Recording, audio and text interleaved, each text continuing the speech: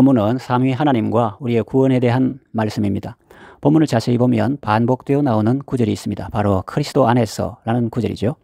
1절 보면 그리스도 예수 안에 있는 신실한 자들에게 편지하고 2절에는 주 예수 그리스도로부터 은혜와 평강이 너희에게 있을 것이고 3절 하나님이 그리스도 안에서 하늘에 속한 모든 신령한 복을 우리에게 주시고 4절 그리스도 안에서 우리를 택하시고 5절 그 기쁘신 뜻대로 우리를 예정하사 예수 그리스도로 말미암아 자기의 아들들이 되게 하시고 6절 이는 하나님께 그리스도 안에서 우리에게 거저 주시는 것이고 7절 우리는 그리스도 안에서 그의 은혜의 풍성함을 따라 그의 피로 말미암아 속량을 받았고 9절 그의 기뻐하심을 따라 그리스도 안에서 때가 찬 경륜을 위하여 예정하신 것이고 10절 하늘에 있는 것이나 땅에 있는 것이 다 그리스도 안에서 통일되게 하시고 11절 우리가 그 안에서 기업이 되었고 12절 우리가 그리스도 안에서 그의 영광의 찬송이 되었고 13절 그 안에서 우리는 진리의 말씀 곧 구원의 복음을 들었고 그 안에서 또한 믿어 약속의 성령으로 인치심을 받았습니다. 이것은 우리의 구원이 그리스도와 얼마나 밀접한 관계가 있는지를 잘 보여주고 있죠. 이제 성경 전체를 통해서 그리스도와 그리스도인의 관계를 살펴보며 함께 은혜를 받으려고 합니다. 그리스도와 그리스도인은 어떤 관계일까요? 다시 말하면 예수님과 성도는 어떤 관계입니까? 첫째로 목자와 양의 관계입니다. 이것은 구약 시편 23편에 나오죠. 다윗은 들판에서 양을 치면서 놀라운 사실을 깨닫게 되었습니다. 그것은 하나님 앞에서 자기는 양과 같고 하나님은 자기의 목자가 되신다는 것입니다. 인간 목자도 이렇게 짐승 양을 돌보는데 하물며 참 목자이신 하나님은 얼마나 사람 양, 그 자기 백성을 돌보실까라고 생각하면서 하나님께 감사와 찬송을 드렸습니다. 양은 짐승 중에 약한 편에 속합니다. 다른 짐승의 공격을 받아도 반격할 만한 변변한 무기도 없습니다. 뿔이 있어도 그것은 안으로 굽어 있습니다. 이렇게 연약한 양이 이 험한 세상을 어떻게 살아갈 수 있을까요? 비결이 있습니다. 그것은 목자와 함께 있는 것입니다. 양은 어디에 먹을 것이 있는지 알지 못합니다. 그렇지만 목자의 인도를 따라가면 푸른 초장이 있습니다. 양은 어디에 마실 물이 있는지 알지 못합니다. 그렇지만 목자의 인도를 따라가면 마실 물이 있습니다. 그리고 그 물가에서 쉴 수도 있습니다. 양은 혼자 위험한 길을 갈 수 없습니다. 그러나 목자의 인도를 따라가면 목자가 모든 위험과 해되는 것을 막아줍니다. 이처럼 양이 아무리 연약해도 목자가 있으면 그 양은 살 수 있습니다. 하나님 앞에서 우리는 어린 양과 같습니다. 우리가 비록 연약하고 부족해도 예수님만 계시면 우리는 부족함이 없는 삶을 살 수 있습니다. 예수님은 세상 끝날까지 우리와 함께 있으리라고 말씀하셨습니다. 그러니 우리만 예수님을 떠나지 않으면 되는 것입니다. 스스로 예수님을 등지지만 않으면 되는 것입니다. 예수님이 여러분을 떠나지 않으시고 버리지 않으시며 항상 함께 하시듯이 여러분도 예수님을 떠나거나 버리지 마시고 항상 주님과 함께하는 삶을 사시기를 바랍니다. 둘째로 포도나무와 가지의 관계입니다. 이것은 신약성경 요한복음 15장에 나오는 말씀입니다. 요한복음 15장 5절에 보면 예수님이 나는 포도나무요 너희는 가지라는 말씀이 나옵니다. 예수님과 우리는 그만큼 밀접한 관계가 있다는 말씀이죠. 포도나무는 겨울에 가지치기 합니다.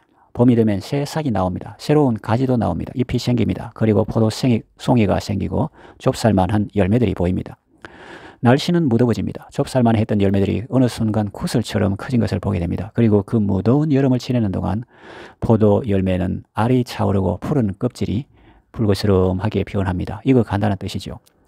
그 좁쌀만 했던 포도 열매가 어떻게 구슬처럼 클 수 있었을까요? 그 가지에 무슨 능력이 있어서 그랬을까요? 아닙니다. 천만의 말씀입니다. 그 가지는 아무 힘이 없습니다. 잡아당기면 바로 부러지고 땡볕에 금방 말라버립니다. 그런데 그 여린 가지가 어떻게 포도 열매를 맺고 자라게 할 수 있었을까요? 그것은 그 가지가 포도나무에 붙어 있었기 때문입니다. 비가 오나 바람이 부나 태양이 뜨겁게 비칠 때나 한결같이 포도나무에 꼭 붙어 있었더니 포도나무가 물관과 채관을 통해서 수분과 영양을 공급했고 그래서 포도나무까지는 포도 열매를 맺을 수 있었던 것입니다. 예수님은 이렇게 말씀하셨습니다. 나는 포도나무요 너희는 가지다. 그리고 내 아버지는 농부시다. 사람은 나를 떠나서는 아무것도 할 수 없다. 그러나 너희가 내 안에 거하고 또 내 말이 너희 안에 거하면 이 사람은 열매를 많이 맺는다. 그리고 열매를 맺는 가지는 아버지께서 더 맺게 하시려고 그 가지를 돌봐주신다. 이것이 바로 성도가 세상 살아가는 법입니다. 성도는 자기 힘으로는 아무것도 할 수 없는 사람입니다. 그러나 예수님께 붙어 있으면 예수님을 통해서 아름답고 좋은 열매를 맺을 수 있습니다. 포도나무 가지의 가치는 바로 여기에 있습니다. 여러분 포도나무 가지 한번 보셨습니까? 그것으로 무엇을 할 수 있겠습니까? 그것으로 가구를 만들 수 있겠습니까? 아니면 화목으로 쓰겠습니까? 쓸 데가 없습니다. 가구를 만들려면 다른 좋은 나무를 쓰겠죠. 화목도 다른 나무를 쓰겠죠. 이처럼 포도나무 가지는 볼품 없고 약하고 쓰임새도 적습니다. 하나님 앞에서 우리가 바로 그런 존재지요. 우리는 예수님 없이는 아무것도 할 수 없고 쓸모없는 인생입니다. 그러나 우리가 예수님께 붙어 있으면 예수님을 통해서 은혜와 사랑을 계속 공급받기 때문에 아름답고 좋은 열매를 맺을 수 있고 그 열매는 하나님과 사람을 기쁘게 합니다. 예수님 안에서 쓸모없던 인생은 가치 있는 인생으로 변하게 되는 것입니다. 그러니 여러분은 언제나 그리스도와 연합하고 예수님과 연결되어서 아름답고 가치 있고 복된 삶을 살아가시기를 바랍니다. 셋째로 머리와 몸의 관계입니다. 이것은 신약성경 서신서에 나오는 말씀이죠. 고린도전서 12장 27절 너희는 그리스도의 몸이요 지체의 각 부분이라. 에베소서 1장 22절과 23절 또 만물을 그의 발 아래에 복종하게 하시고 그를 만물 위에 교회의 머리로 삼으셨느니라. 교회는 그의 몸이니 만물 안에서 만물을 충만하게 하시는 이의 충만함이니라. 에베소서 4장 15절 오직 사랑 안에서 참된 것을 하여 범사에 그에게까지 자랄지라 그는 머리니 곧 그리스도라. 머리와 몸은 서로 밀접한 관계가 있습니다. 생물학이나 의학에서 사람들이 쉽게 이해하도록 분리해서 설명하는 것이지 실제로 둘은 서로 밀접한 관계가 있다는 정도를 넘어서 서로 붙어 있고 하나를 이루고 있습니다. 내가 아플 때 예수님도 아프십니다. 내가 박해받을 때 예수님도 박해받으십니다. 사울은 예수님의 제자들을 잡으러 다메섹으로 가다가 이런 음성을 듣게 되었습니다. 사도행전 9장 4절 사울아 사울아 네가 어찌하여 나를 박해하느냐. 사울은 처음에 이 말을 이해할 수 없었습니다. 그래서 이렇게 되물었겠죠.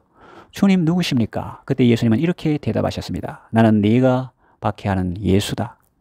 그때 사울은 예수님과 예수님의 제자들이 한 몸인 것을 깨닫게 되었습니다. 그래서 사도 바울은 나중에 서신서에서 교회는 예수님의 몸이고 예수님은 교회의 머리라는 진리를 선포하는 거죠. 이 진리는 우리가 고통과 슬픔 속에 있을 때 우리에게 큰 위로를 줍니다. 우리는 박해를 받으며 고통과 슬픔 중에 있을 때 이렇게 말합니다. 주님, 도대체 어디 계십니까? 예수님의 말씀을 적용하면 예수님은 우리가 박해받는 그 현장에 우리와 함께 계시며 우리와 함께 박해받고 계시는 것입니다.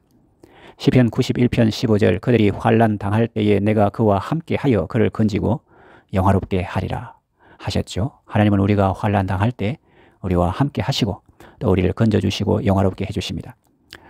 예수님은 머리시고 우리는 몸이라는 이 진리는 또 우리가 서로를 존중해야 함을 일깨워줍니다.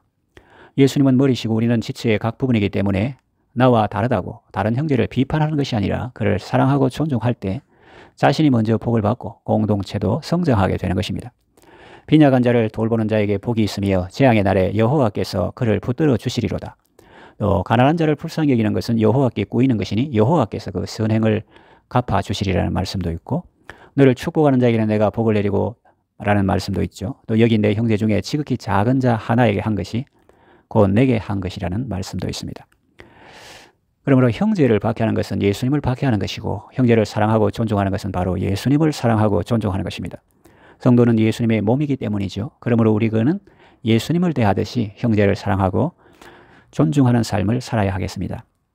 예수님은 머리시고 우리는 몸이라는 이 진리는 또 우리에게 구원의 확신을 줍니다. 에베소서 2장 5절에서 6절 말씀을 보면 긍휼이 풍성하신 하나님은 우리를 사랑하신 그 큰 사랑으로 인하여 허물로 죽은 우리를 그리스도와 함께 살리셨고 그리스도와 함께 일으키셨고 그리스도 예수 안에서 함께 하늘에 앉히셨습니다.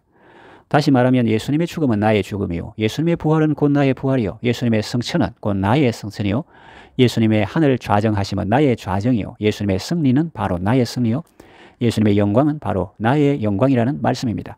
이 사실을 깨달으면 우리는 예수님 안에서 언제나 감사와 기쁨의 삶을 살 수 있습니다. 이제 말씀을 정리하며 맺으려고 합니다. 그리스도와 그리스도인의 관계, 다시 말하면 예수님과 성도의 관계는 한마디로 불가 분리의 관계입니다. 뗄래야 뗄 수 없는 관계죠. 이 사실을 잘 깨달으면 그리스도인의 성공과 실패가 어디에 있는지 잘 알 수 있습니다. 그리스도인의 실력은 자기 개인의 실력이 아닙니다. 그리스도인의 실력은 그리스도와 연합되는 실력입니다. 어린 양이 목자를 따르듯이 성도가 예수님을 따르면 그 사람은 승리하게 됩니다. 또 포도나무 가지가 나무에 붙어 있는 것처럼 그리스도와 연합한 성도는 생명을 얻고 더 풍성히 얻으며 열매를 많이 맺게 됩니다. 그리고 그리스도인의 영광은 자기 개인의 영광이 아닙니다. 개인의 영광은 오래가지 않습니다. 언젠가는 시들고 마르고 떨어지는 영광입니다. 그리스도인의 영광은 그리스도의 영광입니다. 그 영광은 풍성한 영광이요 취하지 않는 영광입니다. 예수님을 믿는다고 하면서 자기 개인의 것만 가지고 사는 사람은 불쌍한 사람입니다. 진정한 그리스도인은 언제나 그리스도와 연합되어 있기 때문에 그리스도의 것을 다 자기 것으로 누리는 사람입니다. 그러니 여러분은 언제나 그리스도와 연합되어서 복되고 영광스러운 그리스도인의 삶을 사시기를 바랍니다.